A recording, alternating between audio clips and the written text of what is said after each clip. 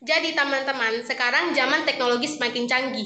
Jadi kita sangat penting menjaga kesehatan mental kita di era digital. Pada seminar hari ini kita membahas bagaimana sih menjaga kesehatan mental di era digital.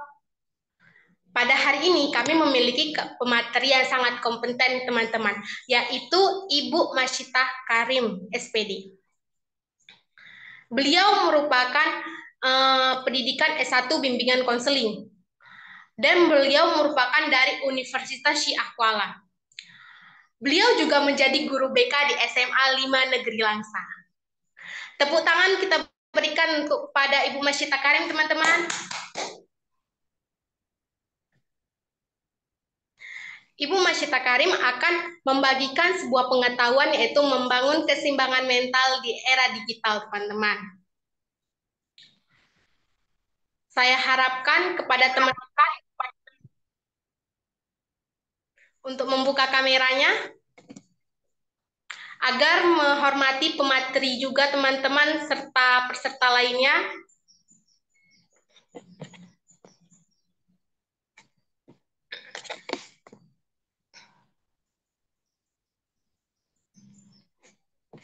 Oke teman-teman, sekarang tanpa menunda waktu lama lagi, mari kita sambut Ibu Masyitah Karim SPD.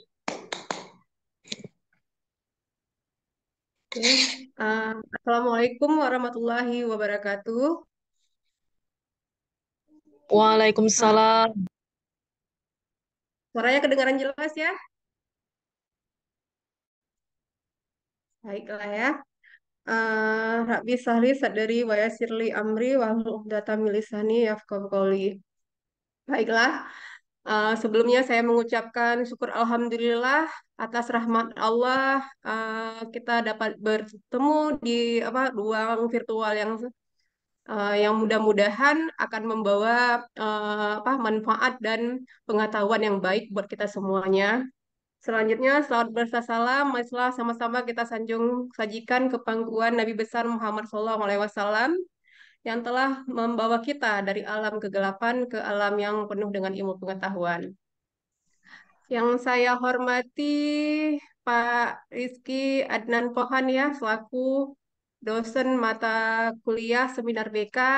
Selanjutnya yang saya hormati para peserta sekalian.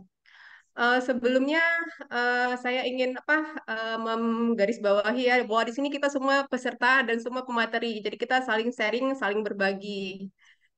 Sebelumnya saya izin share screen. Sebentar ya.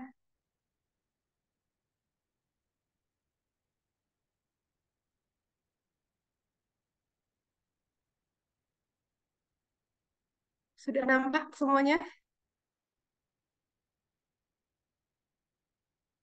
Halo? Ada terlihat screen-nya? Ada Bu. Oke. ah, ah. Baiklah, sebelumnya kita mulai, saya akan memperkenalkan diri. Nama saya Masitah Karim.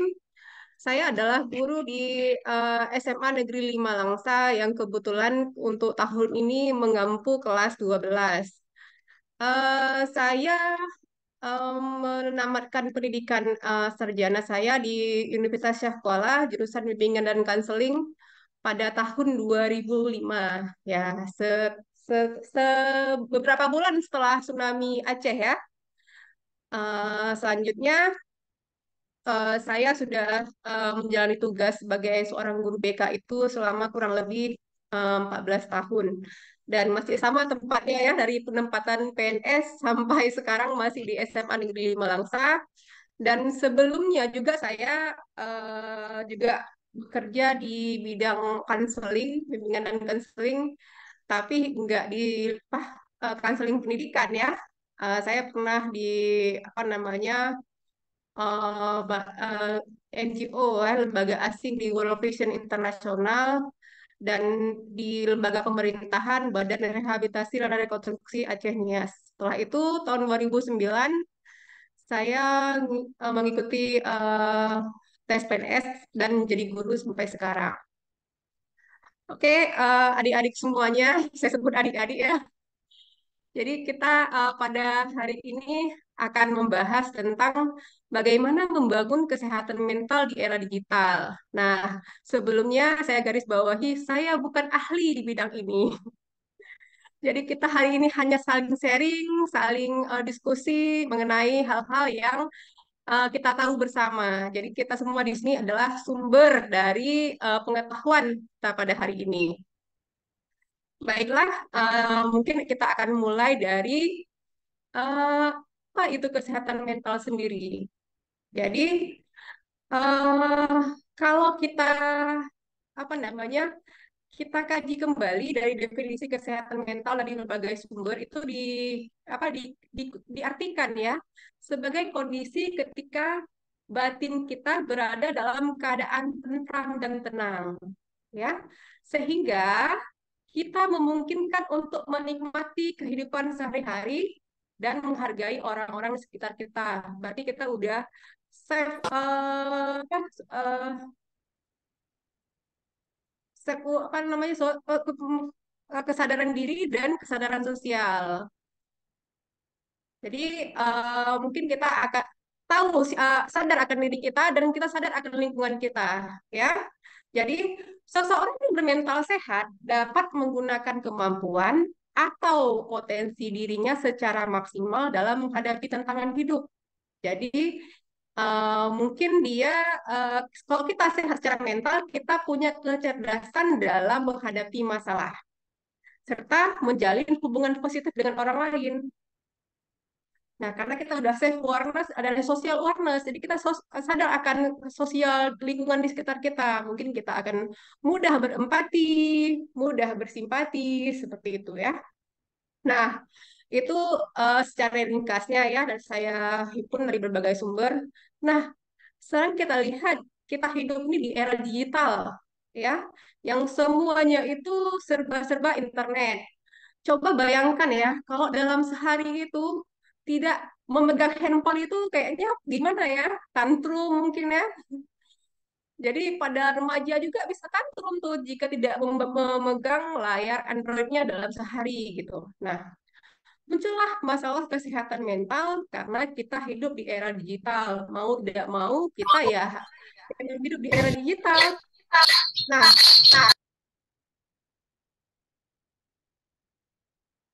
masalah kesehatan mental di era itu muncul dan itu mutlak mutlak ya dari yang kita sebut dengan budaya layar.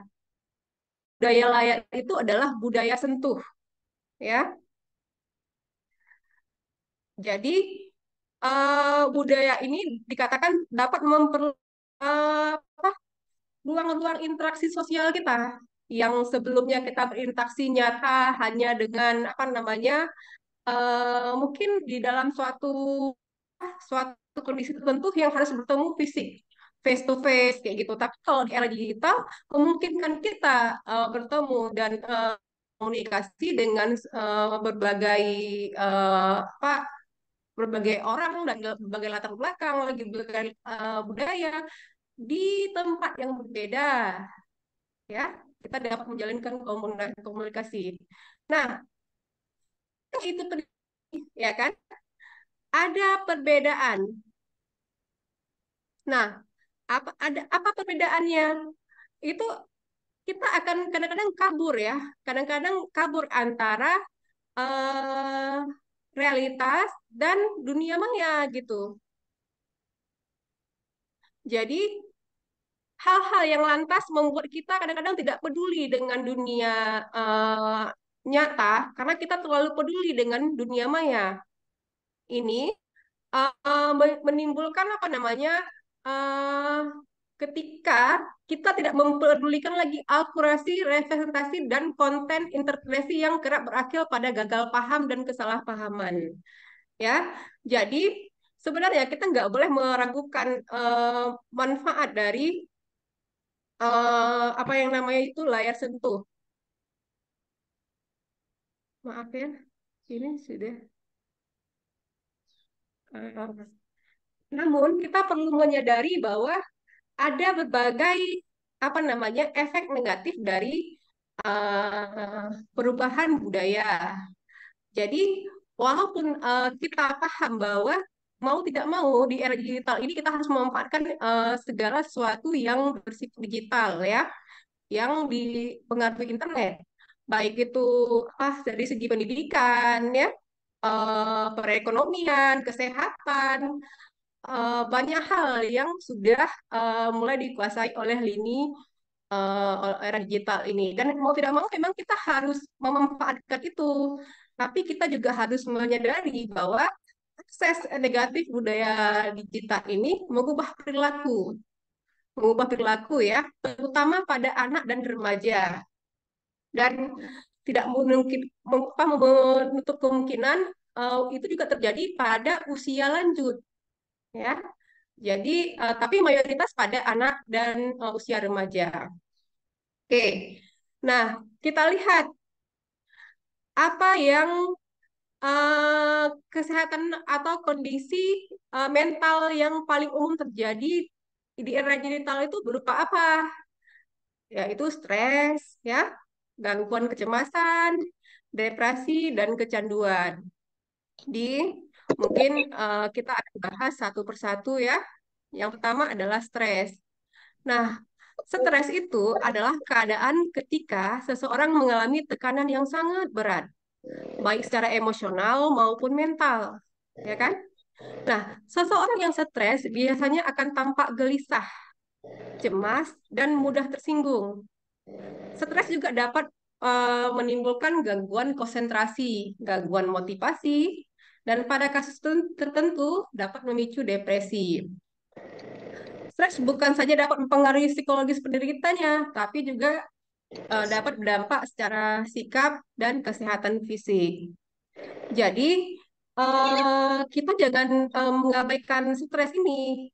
Memang stres yang di apa tidak paparan eh, dunia maya dengan dunia nyata itu gejala-gejalanya hampir sama ya. Mungkin kita kalau yang bermasalah secara dunia nyata bawa ke dunia maya. Jadi akibatnya sama stres ya. Nah, ada stres itu yang secara tidak sadar kita menimbulkan gejala pada fisik kita. Jadi penyakit psikologis itu menyebabkan gangguan pada fisik.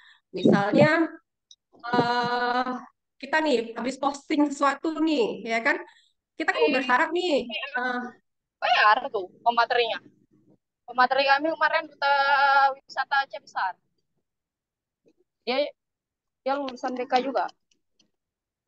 bisa tolong di mute sebentar, maaf ya. Jadi misalnya gini, kita mau posting sesuatu di dunia maya, misalnya di Instagram, di Facebook, atau di TikTok gitu kan. Nah, kita itu eh, berharap ada yang komen, ada yang like kan, ada yang kasih motivasi. Namun kadang-kadang sambil nunggu itu, oh iya, ini kok nggak ada yang like, nggak ada yang komen. Nah, mulai stres, mulai merasa nggak punya eh, apa teman-teman di dunia maya ini udah mulai menjauhi kita, atau ada komen tapi komennya itu nada negatif seperti nggak seperti yang kita harapkan, jadi muncullah stres. Nah, stres itu bisa menimbulkan apa namanya nyeri dada, sakit perut ya, terus banyak yang lain yang bisa berakibat ke fisik.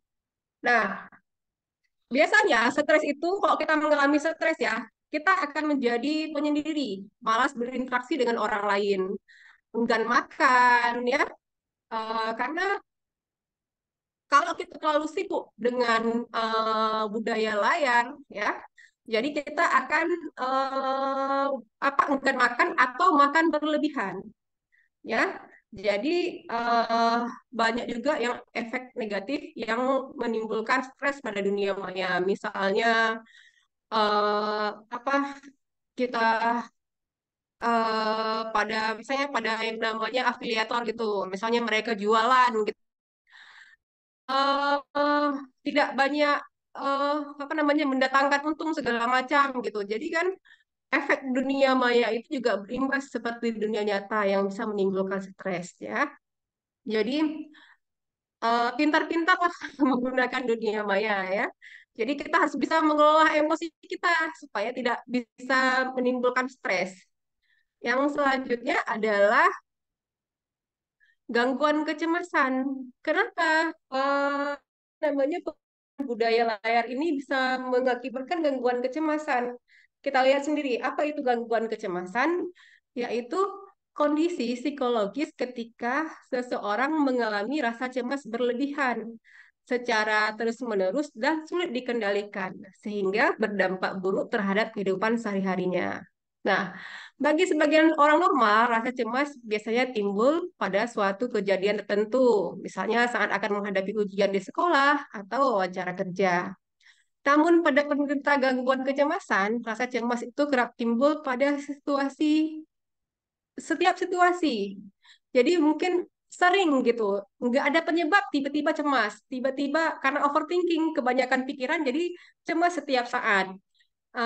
Itu yang menyebabkan kita yang mengalami gangguan kecemasan itu sulit untuk apa namanya rileks, sulit untuk tenang dari waktu ke waktu. Nah, selain gelisah atau cemas, rasa takut yang berlebihan eh, juga muncul pada gangguan kecemasan ini. Akibatnya apa? Karena cemas berlebihan ini kurang percaya diri, mudah marah, ya kan? Jadi stres, sulit berkonsentrasi dan menjadi penyendiri. Nah, jadi dunia digital ini juga mengakibatkan gangguan kecemasan yang akibatnya itu seperti yang telah dijelaskan sebelumnya ya. Dan kerap kali apabila kita tidak percaya diri di dunia nyata, kita menemukan ya beberapa individu yang percaya diri di dunia maya gitu. Namun ketika em, apa namanya ada beberapa orang yang mengetahui kehidupan nyatanya itu tidak seperti di dunia maya, dia akan khawatir, dia akan ketahuan, ini akan menimbulkan efek apa gitu, maka menimbulkan gangguan kecemasan. Nah, ketika kita mengalami gangguan kecemasan itu, ya mau tidak mau pikiran kita terus terus berpikir, yang tidak perlu pun akan terpikirkan terus gitu. Apa yang akan kejadian sebulan kemudian, apa lusa nanti akan terus dipikirkan oleh penderita gangguan kecemasan ini.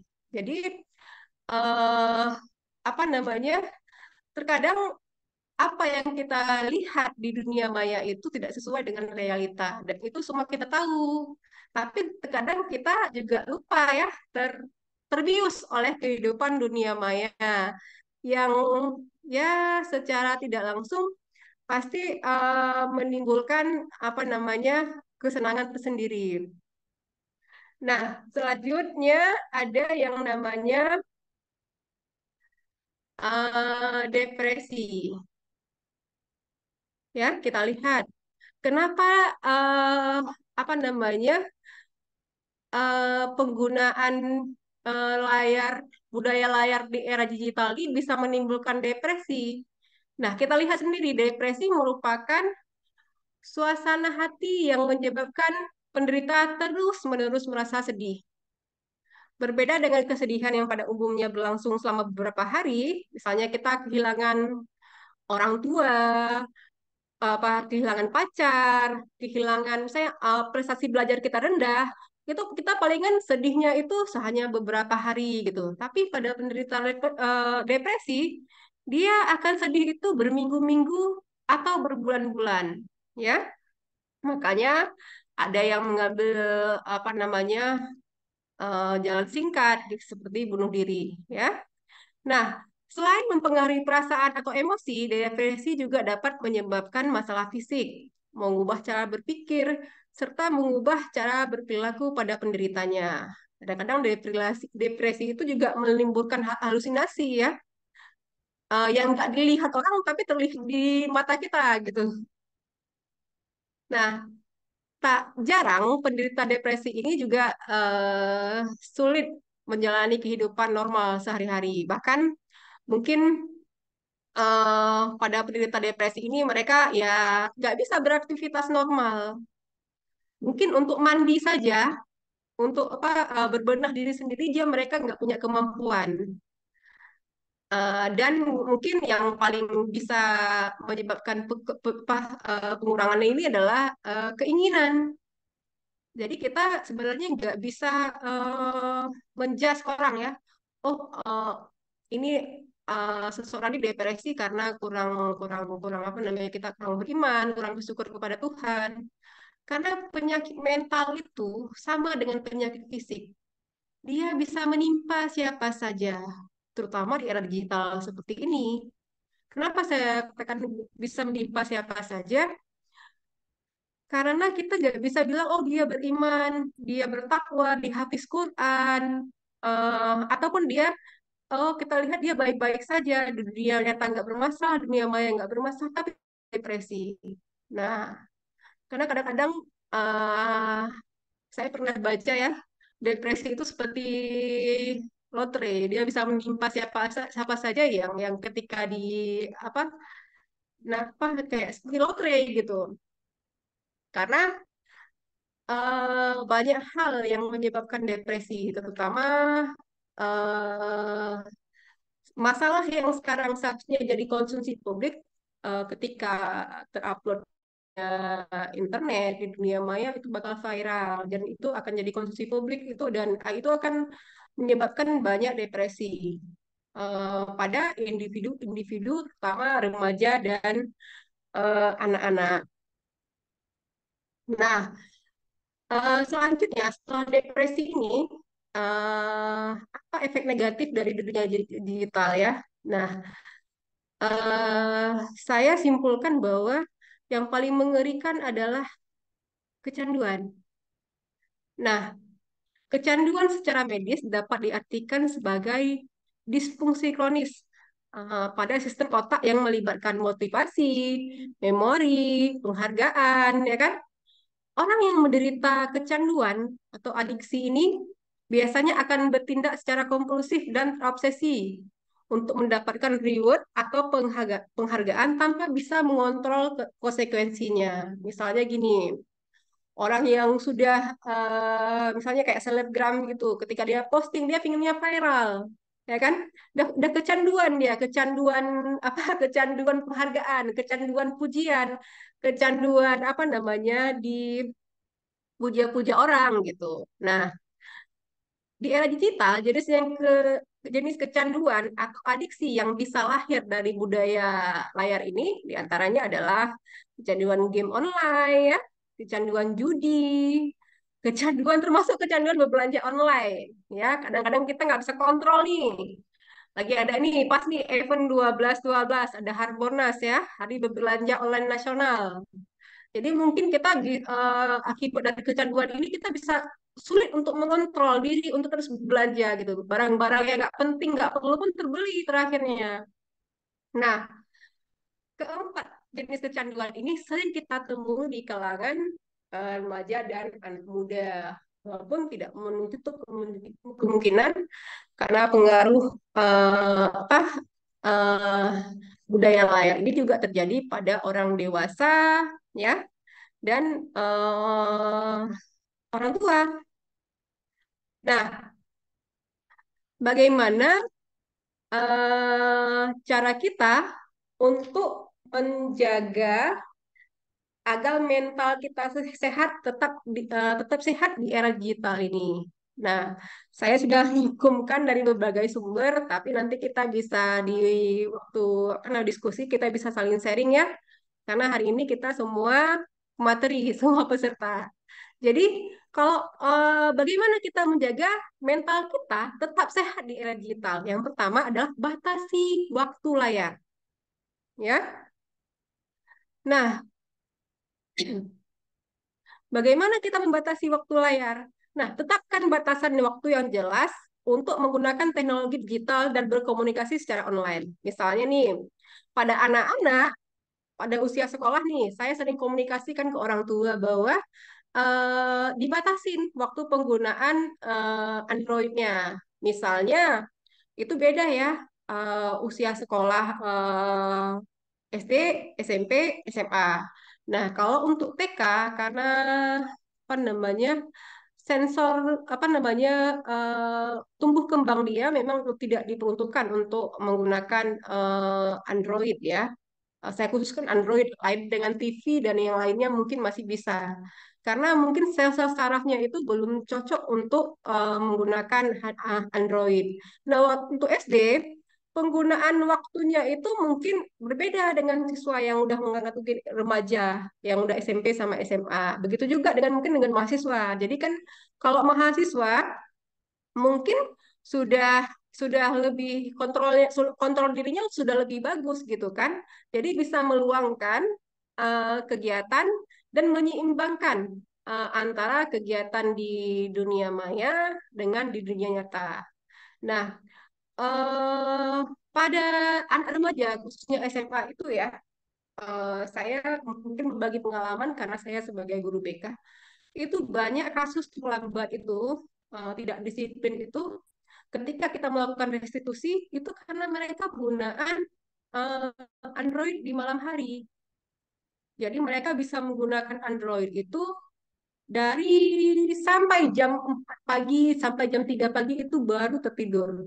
Apa yang dilihat rata-rata ya ada yang main game online, apa main game ya saya nggak khususkan game online, termasuk game yang install yang itu juga kadang-kadang memicu adrenalin dan menimbulkan rasa-rasa excited ya, semangat untuk terus-terus bermain gitu scroll-scroll TikTok, habis itu ada yang chatting, ada yang video call dengan temannya gitu, dan mungkin beberapa hal negatif yang menimbulkan kecanduan. Jadi cara paling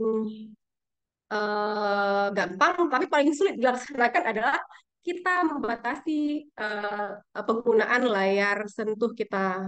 Mungkin kalau yang biasa pakai sampai jam 1 nih, kan mengubah kepribadian itu nggak semudah membalikkan telapak tangan, bisa dikurangi 15 menit malam selanjutnya 15 menit sampai menemukan waktu normal tidur. Misalnya jam 10 itu sudah normal tidur. Jadi jam 10 tuh jam 9 nggak menggunakan apa namanya Android lagi atau budaya layar gitu. Jadi dikurangin penggunaannya sehingga uh, bisa menyeimbangkan kehidupan antara dunia nyata dan dunia maya. Nah, yang selanjutnya adalah tetap tetapkan batasan media sosial.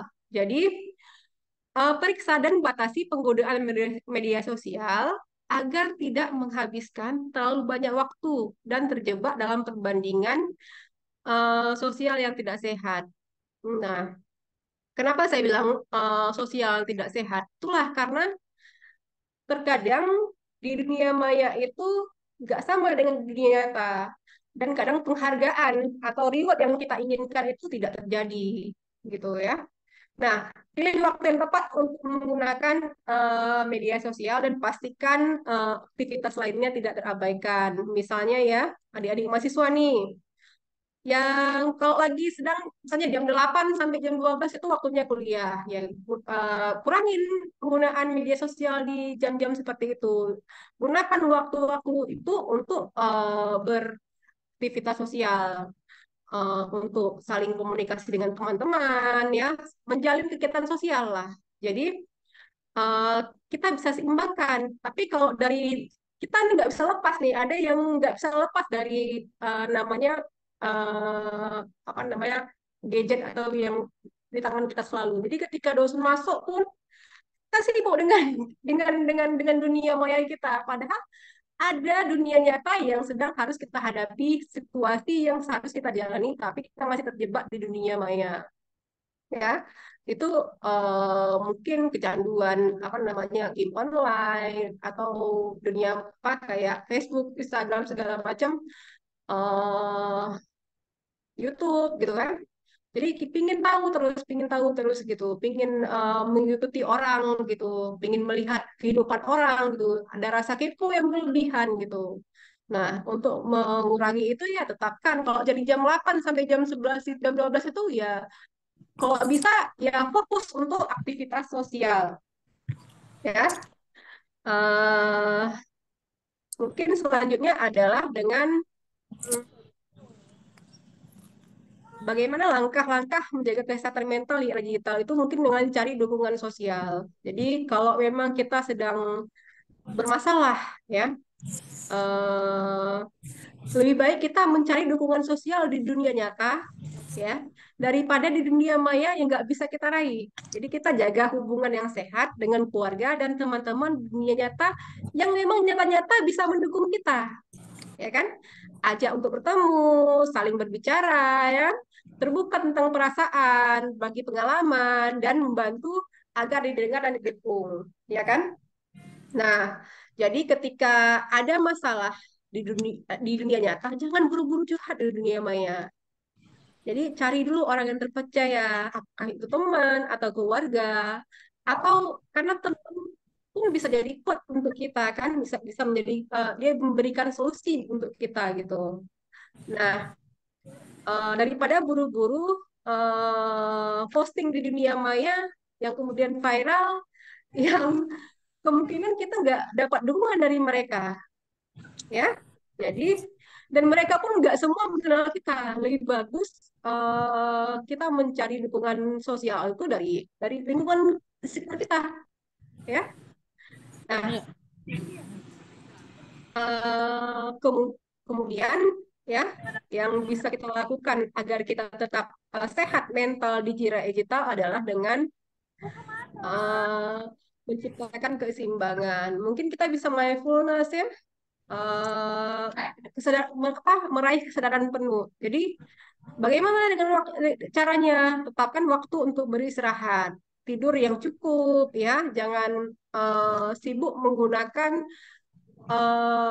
apa namanya, jangan sibuk di dunia mata, di dunia maya ya, tapi kita juga perlu istirahat, termasuk mengerjakan tugas mungkin ya, mengerjakan tugas, eh, termasuk gitu. Istirahat, tidur yang cukup, jalani hidup yang seimbang secara fisik, emosional, dan sosial gitu kan.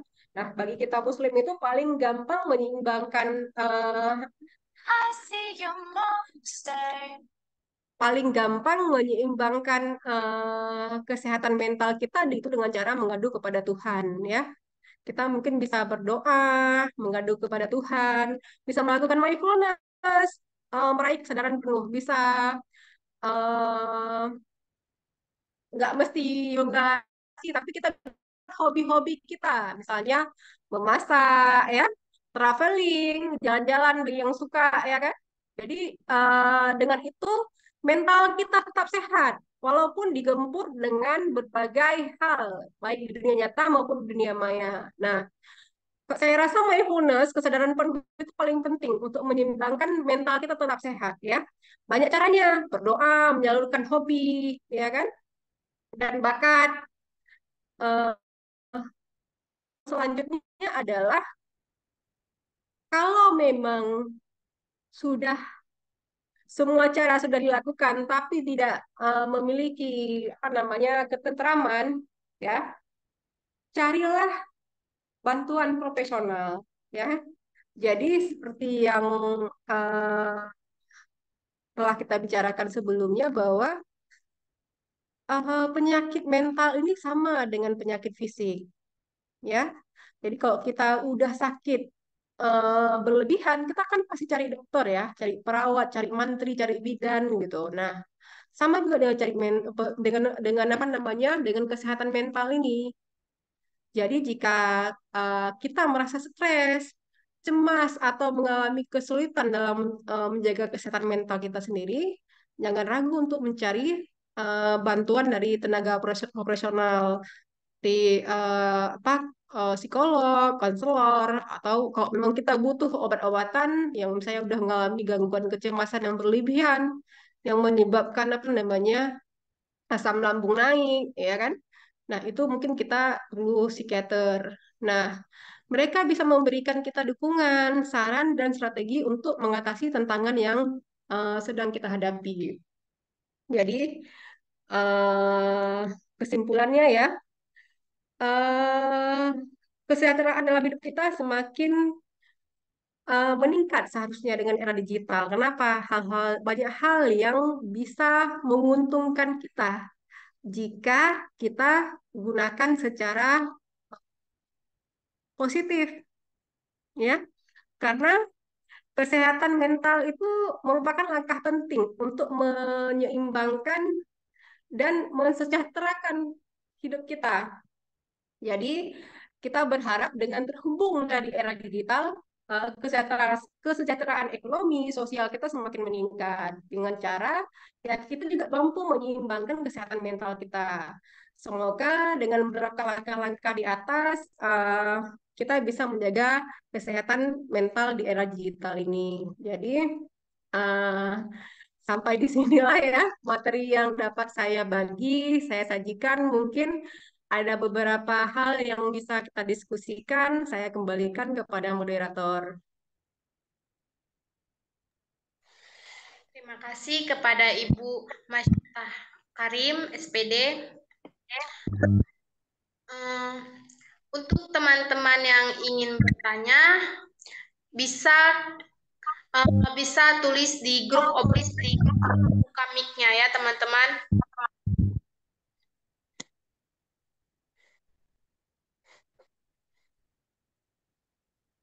Untuk teman-teman saya persilahkan.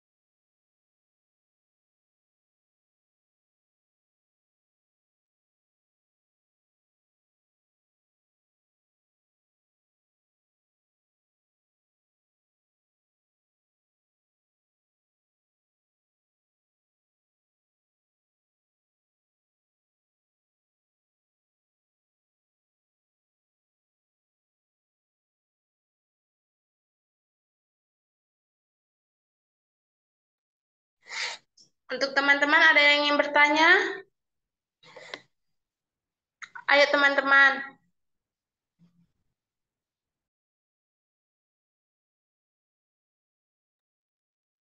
Mungkin kita bisa saling sharing ya.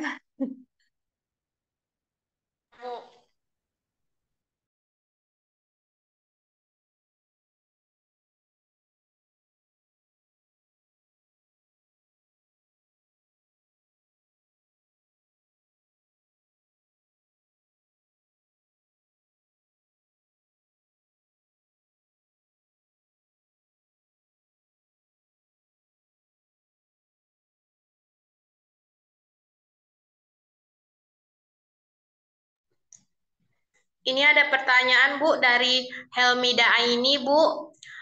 Bagaimana cara menangani rasa khawatir yang berlebihan dan stres terhadap sesuatu, bahkan hal kecil yang tidak perlu dipikirkan jadi khawatir yang berlebihan Bu. Oke, saya coba jawab ya. Mungkin nanti bisa ditambahin dari yang lain. Nah, bagaimana cara kita sebenarnya sudah masuk ke apa namanya gangguan kecemasan ya, stres. Karena apa hal-hal kecil yang nggak perlu kita pikirkan pun kita pikirkan. Terkadang hal-hal yang belum terjadi pun kita pikirkan. Jadi sudah banyak wasangka ya. Nah, kalau apa namanya sebenarnya khawatir itu banyak pemicunya, ya kan? Salah satu pemicu rasa khawatir itu adalah rasa ketidakpuasan, ya. Eh, Rasa kalau kita bilang bagaimana supaya kita tidak khawatir lagi, banyak-banyak bersyukur, menikmati apa yang kita miliki, ya. Jangan khawatirkan yang belum tentu kita miliki. Jadi apa yang udah kita miliki kita syukuri gitu. Nah, yang hal-hal kecil yang tidak perlu kita pikirkan, kalau bisa kita abaikan, abaikan. Nah, kadang-kadang kita nggak bisa nih terlalu dihantui terus. Nah, seperti yang kalau saya kan kebetulan saya ini pasien survivor kanker. Jadi saya survivor kanker darah. Jadi seperti ini pernah saya alami. Takut mati ya. Nggak, padahal belum belum yang nggak belum terjadi ngapain kita pikirkan gitu kan. Dipikirkan apa berlebihan, takut sisa kubur gitu. Nah, caranya adalah dengan banyak bersyukur, terus menjalani aktivitas yang positif dan menjalin apa namanya hubungan dengan orang-orang yang positif. Jadi kalau di lingkungan pertemanan itu ada teman yang toksik, ya kan, yang bisa membawa pengaruh negatif ke kita, dibatasi kemungkinan kalau nggak bisa kita memutuskan silaturahmi, tapi frekuensi kita melakukan aktivitas sosial dengan dia dibatasi daripada setiap kita jumpa dia kita nggak dapatkan kebaikan, tapi setelah jumpa dia kita selalu stres, selalu apa namanya cemas karena selalu dikritik segala macam. Jadi kalau saya eh, sarankan bahwa banyak-banyak bersyukur, banyak-banyak melakukan aktivitas yang positif, cari lingkungan yang mendukung kita, ya. Jangan bergabung dengan lingkungan yang tidak mendukung kita, karena sebenarnya memang beda-beda kita ya. Misalnya gini, kita ini ibaratkan ada sekumpulan mangga gitu kan. Mangga itu pasti ada yang kualitasnya super, ya kan? Ada yang bagus sekali dan ada yang udah mulai busuk. Yang udah busuk ini jangan gabung-gabung dengan yang kualitas super. Kenapa? Kita nggak akan kepake di situ. Kita hanya dianggap sampah. Tempat kita terakhir berakhir di sampah. Tapi kalau kita bisa memanfaatkan potensi diri kita, misalnya mangga yang udah busuk pun masih bisa manfaatnya sama orang lain, bisa dibuang yang busuknya, dimakan yang bagusnya, bijinya masih bisa ditanam, masih bermanfaat. Tapi kalau kita bergabung dengan orang-orang yang emang nggak bisa menerima kita apa adanya, ya kita nggak akan dianggap gitu. Nah, eh, kadang-kadang yang memicu kekhawatiran kita itu adalah tanggapan sosial kita, tanggapan apa namanya reaksi sosial. Makanya saya lebih bergabunglah dengan teman-teman yang membawa aura positif bagi kita, yang jika kita bertemu dengan mereka, kita akan mendapatkan kebahagiaan, ya, kita akan mendapatkan dukungan. Jangan bergabung dengan teman yang selalu mencela kita, yang tidak menerima kita apa adanya, gitu. Jadi bersyukur, berpikir positif, gitu. Jalani kehidupan dengan apa namanya positif. Jangan kemudian karena kita nggak mampu menjalani kehidupan nyata, kita larut di dunia maya, tapi nggak menjadi diri kita sendiri, tapi menjadi orang lain, ya. Jadi mungkin seperti itu ya. Mungkin ada yang mau menambahkan, boleh kita diskusi karena kan masing-masing orang beda-beda ya. Jadi kalau saya bilang banyak-banyak bersyukur, apa yang telah diberikan oleh Allah itu yang terbaik buat kita. Nah, yang nggak bisa kita miliki berarti bukan punya kita. Seperti itu ya. Mm-mm. Gimana, Helmi? Iya, Bu. Gimana Helmi? Ada diskusinya? Kalau menurut Helmi gimana nih? Kalau Helmi stres misalnya apa yang Helmi lakukan?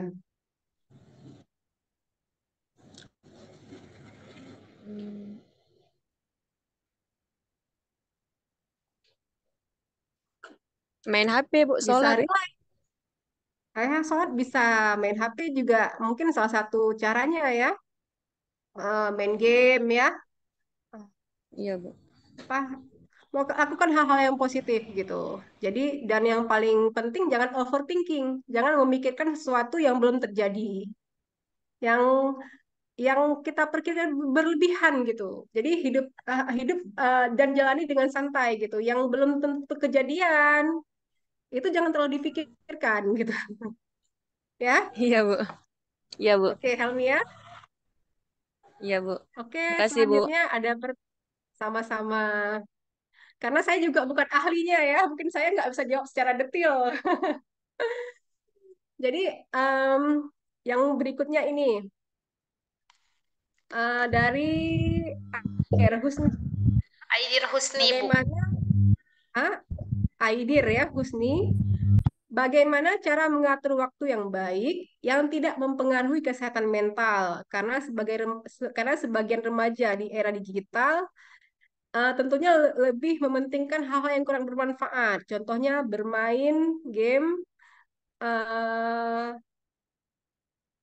bermain game sampai larut malam.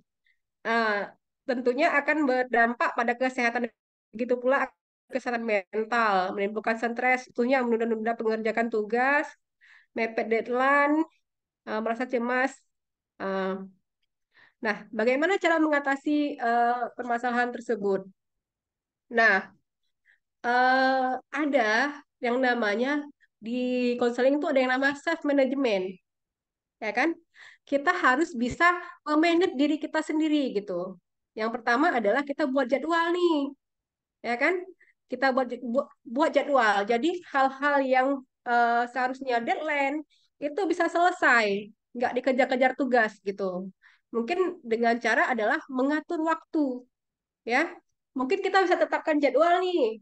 Dari bangun tidur hingga tidur kembali dalam 24 jam itu apa saja yang kita lakukan, ya.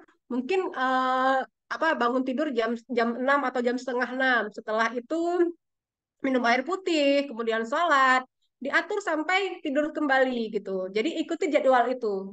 Kayak kita ngikutin roster roster mata pelajaran gitu ya. Jadi kita memanage diri kita sendiri gitu kan supaya kalau kita punya jadwal, kita akan teratur hidup kita. Mungkin awal-awalnya perlu ditulis, perlu dijadwalkan, tapi lama-lama akan jadi kebiasaan kita, ya. Jadi kita akan terbiasa nanti lama-lama, mungkin kalau awal-awal pasang alarm nih, bangun setengah 6.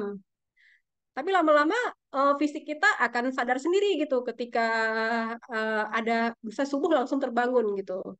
Mungkin awal-awal terpaksa nih tidur dan melepaskan gadget jam 10 malam.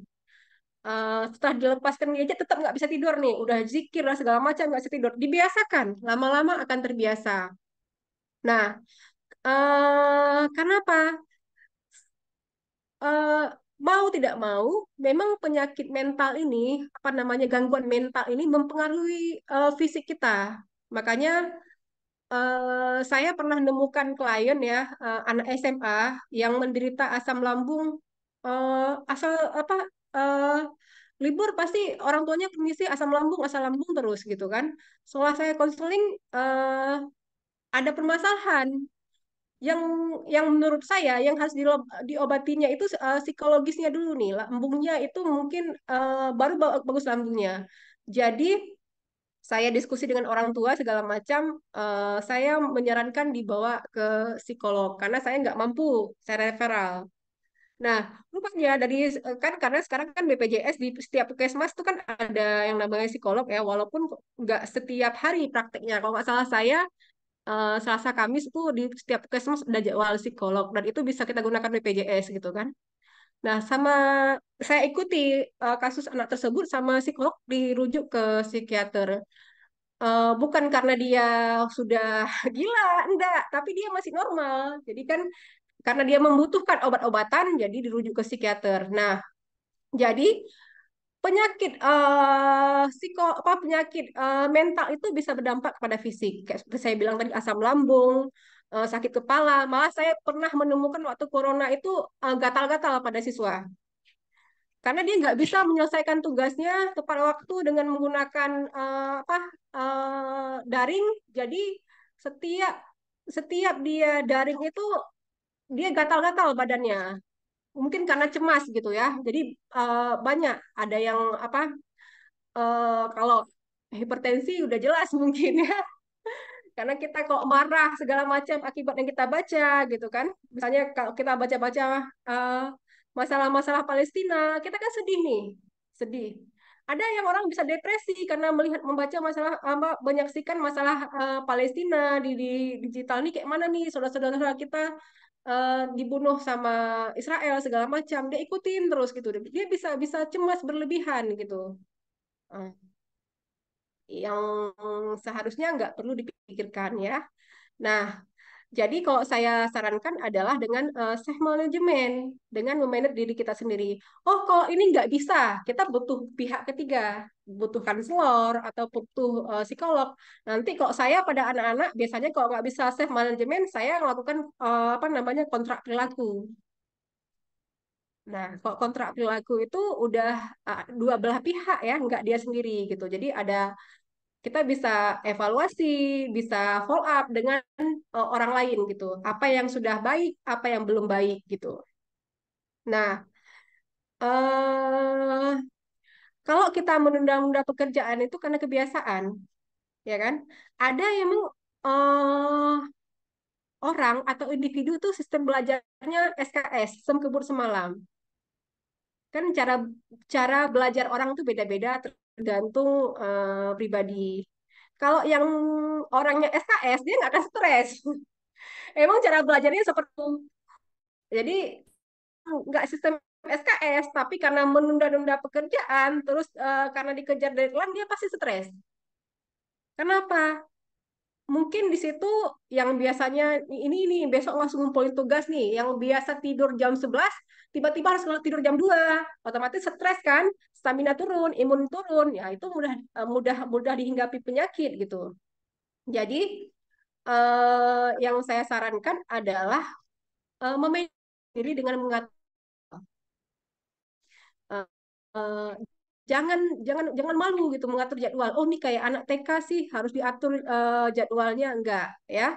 Karena eh, kita sendiri pun harus punya jadwal yang yang kita sepakati dengan diri kita sendiri gitu. Kita ini harus apa namanya? Harus konsekuen dengan apa yang telah kita perbuat.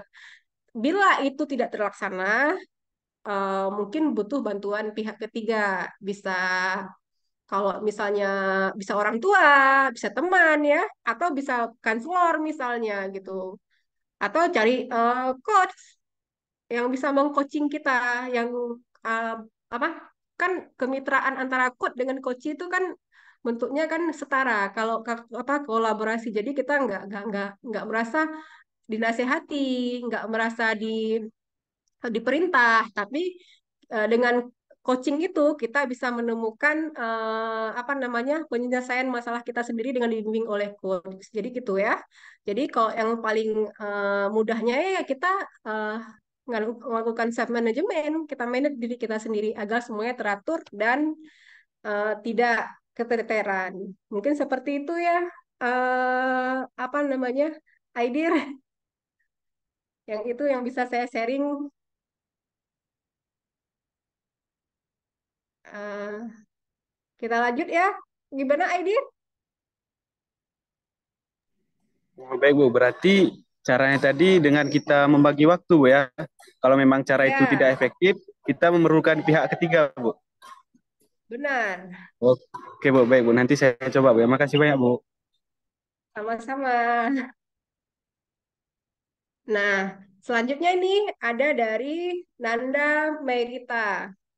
Nah, yang ingin ditanyakan oleh Nanda adalah seperti kita tahu bahwasannya kita tidak boleh self diagnosis dalam penyakit mental. Nah, bagaimana kita tahu untuk tahap bahwa kita mengalami gangguan mental? Karena kan seperti Ibu jelaskan tadi, GERD atau asam lambung yang berlebihan juga disebabkan dari gangguan mental. Sementara gejala yang kita alami misalnya hanya sebatas rasa sakit pada sakit umum. Tadi berulang kali, terima kasih. Nah, jadi seperti ini. Memang yang bisa menjatuhkan vonis kita ini mengalami panic attack ya, gangguan mental segala yang lainnya, fobia segala macam itu kan ahli, ya kan? Nah, pada tapi kita bisa membuat hipotesis untuk diri kita sendiri gitu. Kita harus sadar diri, saya harus sadar dengan kondisi fisik kita, harus sadar dengan kondisi mental kita. Memang untuk menjatuhkan vonis dan membuat diagnosis itu ada ahli tertentu gitu. Tapi kita harus apa namanya sadar apa punya kesadaran diri terhadap kondisi fisik kita. Misalnya nih, kita sering asam lambung yang berlebihan gitu kan. Kenapa kita asam lambung yang berlebihan? Faktor pemicunya itu bukan karena makanan, misalnya ya, bukan karena kelelahan gitu. Misalnya kalau kita asam lambung karena apa makanan, misalnya kita makan yang sesuatu yang asam atau yang pedas, naik asam lambung kita, ya kan? Tetapi kita kan ini kan makan yang bikin itu biasa aja gitu, walaupun itu juga termasuk pemicu ya. Namun ketika kita mengalami suatu hal yang mengoncang jiwa kita, yang menimbulkan keresahan, misalnya nilai ujian kita rendah, ya, misalnya kita sedang bermasalah dengan teman, dengan orang tua, muncul kegelisahan, ya. Misalnya kita udah mengerjakan tugas nih, berpikir kita, ini tugas saya benar tidak ya? Ini nilai saya rendah atau cukup ya? eh, Gimana ya? Susah kita, resah kita dengan hal-hal yang seperti itu. Atau ketika kita menjalin hubungan yang dengan seseorang gitu. Ini dia kok ini saya ucapkan dia marah tidak ya? Oh dia marah nih. Mana ya? Gini. Overthinking, overthinking yang berlebihan gitu kan. Nah, pada tahap rendah itu bisa kita selesaikan sendiri. Kita bisa menyembuhkan diri kita sendiri. Tapi kalau sudah parah, misalnya kita udah asam lambung itu udah setiap kalau pada orang normal rasa gelisah itu ketika ada peristiwa, ya. Rasa cemas itu ketika ada hal-hal yang terjadi yang sifatnya negatif atau buruk. Tetapi pada penderita gangguan kecemasan itu terjadi setiap saat dan itu sering berulang-ulang. Mungkin pada yang orang yang sedih secara misalnya sedih kita maaf cakap misalnya nauzubillah min dzalik, orang tua kita meninggal. Mungkin kita sedih dalam waktu seminggu, seharusnya setelahnya kita sudah bisa kan. Namun pada orang yang memang mengalami gangguan mental itu akan terus-menerus. Kesedihan itu mengakibatkan dia nggak bisa beraktivitas secara normal. Misalnya ketika ditinggal oleh misalnya kita bilanglah pacar, nggak selera makan, nggak bisa mengerjakan tugas, prestasi belajar mulai rendah, dan sudah belum sudah gejala psikologis ini sudah ke dalam yang kita nggak bisa atasi. Ketika kita jikir, ketika kita salat itu udah nggak nggak tenang. Kenapa? Gini, kalau saya bilang bukan karena kita nggak punya iman, tapi karena kita memang butuh bantuan. Ya, karena kalau saya bilang penyakit fisik dengan penyakit psikologis itu sama dia. Jangan malu kita kalau kita menderita gangguan mental tuh jangan malu gitu. Jangan merasa oh saya ini sakit ini karena saya ini kurang beribadah. Tidak. Kenapa? Eh, itu bisa menderita siapa saja. Jadi kita jangan ngejudge orang lain ketika dia ke psikolog ke ini ke itu. Karena memang kadang-kadang memang butuh butuh bantuan mereka kita, ya. Jadi eh, cara membedakannya adalah dengan menyadari kondisi fisik kita sendiri gitu. Kok biasanya kita dalam seminggu itu kita sehat-sehat saja, ini sudah dan kita mulai ini eh, dengarkan masukan teman-teman yang sifatnya membangun. Tapi kok yang sifatnya menjatuhkan apa namanya eh, apa negatif jangan didengarkan. Nggak semua masukan terus didengarkan gitu. Jadi eh, caranya adalah dengan membuat hipotesis diri sendiri. Kalau biasanya menggunakan barang itu, eh, kalau saya lihat ya, ada murid-murid yang sudah mulai kok harus harus saya referal itu yang sudah mulai lupa dia. Lupa nanti udah banyak lupa, prestasi belajarnya rendah, sering sakit-sakitan itu udah mulai itu karena pasti ada kecemasan yang berlebihan. Jadi karena kita ini bukan ahlinya, kita nggak bisa mendiagnosis, tapi kita bisa membuat perkiraan. Kayak kita sakit ini, kapan kira-kira kita yang harus ke dokter dan minta obat? Kapan kita yang cukup minum air panas dan itu tidur? Oh, kalau saya minum air panas nih, tidur besok akan baik-baik saja. Tapi ketika kita bangun, kita masih demam, meriang, kita butuh ke dokter kan? Nah, sama juga dengan penyakit gangguan mental. Jika yang kita lakukan tidak membantu kita, ya kita butuh bantuan profesional untuk menilai kita. Dan kadang-kadang hipotesis yang kita lakukan bisa jadi salah. Kita mengira kita kena apa namanya, oh asam lambung nih, bisa jadi kita mungkin udah kena skizo karena udah berhalusinasi segala macam gitu. Jadi kalau merasa diri tidak baik-baik saja, ya jangan jangan ragu-ragu gitu, karena untuk fasilitas kesehatan itu sekarang ada gitu. Kalau kita sakit apa namanya, biasanya ke puskesmas, sakit gangguan mental juga bisa ke puskesmas gitu. Ada BPJS menanggungnya ya. Biasanya ada psikolog di puskesmas gitu. Jadi caranya adalah kalau sakit pada umumnya hanya terjadi hanya bisa sakit kepala gitu. Karena ada masalah dengan sakit kepala karena kena benturan kan beda. Kalau sakit kepala karena kena benturan udah jelas itu sakit. Tapi kalau sakit kepala cemas, keringat dingin, kalau tidur itu udah tidur tiba-tiba nih jendela udah dikunci nggak, pintu udah dikunci nggak, kompor udah dimatikan nggak, sekali dua kali wajar. Tapi kalau udah setiap malam nggak bisa tidur hanya gara-gara udah cek berulang kali, ya itu udah butuh penanganan serius gitu dari yang ahli gitu. Mungkin seperti itu ya dari saya Nanda. Gimana Nanda? Terima kasih Bu penjelasannya. Oke, sama-sama ya. Eh, Gimana nih? Mungkin hanya sampai di sini saja yang bisa kita share ya, karena ini hanya bersifat sharing ya. Ah, karena saya juga bukan ahli di bidang ini. Jadi sama-sama kita sharing dan kita pelajari. Jadi eh, ada pepatah yang mengatakan di dalam tubuh yang sehat ada mental yang kuat. Tapi ada sebagian yang mengatakan kalau anak sekarang mengatakan di dalam tubuh yang kuat ada mental yang dikuat-kuatin. Jadi apapun kondisi kita, apapun yang kita hadapi, cobalah berpikir positif dulu untuk diri kita sendiri. Tenang, ya kan? Kalau kita sudah tenang, kalau kita sedang mengalami suatu penyakit, mau itu penyakit fisik ataupun penyakit mental, kita sudah menemukan separuh daripada obat. Itu kata sebagian ahli. Jadi separuhnya lagi mungkin kita perlu meminum obat, perlu konsultasi segala macam gitu ya. Dan eh, jalani kehidupan ini dengan keseimbangan. Ya, imbanglah antara jangan apa kalau saya sarankan jangan menjadikan dunia maya itu sebagai dunia nyata. Jadi dunia nyata kita itu tetap dunia nyata.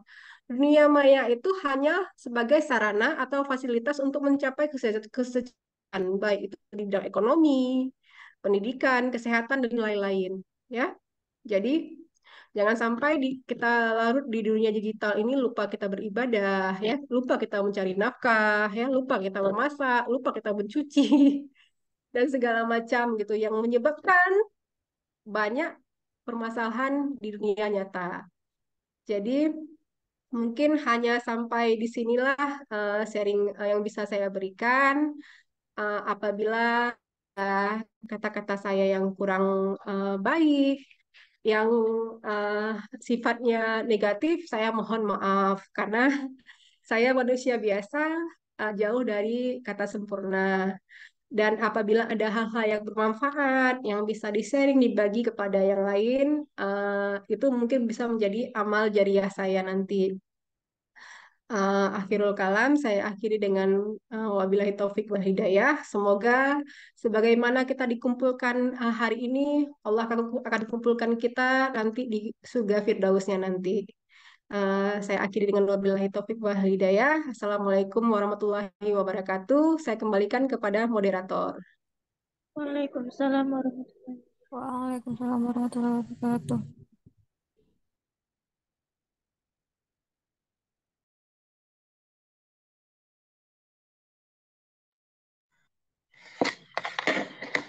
Kami ucapkan terima kasih kepada Ibu Masyita, SPD, karena telah membagi ilmu Ibu kepada kami semua, yaitu mahasiswa-mahasiswa BKI. Eh, untuk itu Pak Ananda Pohan, ada yang disampaikan Pak? Pak Rizky Ananda Pohan, apakah ada yang disampaikan Pak? Enggak ada. Terima kasih Putri, terima kasih Bu. Baik teman-teman.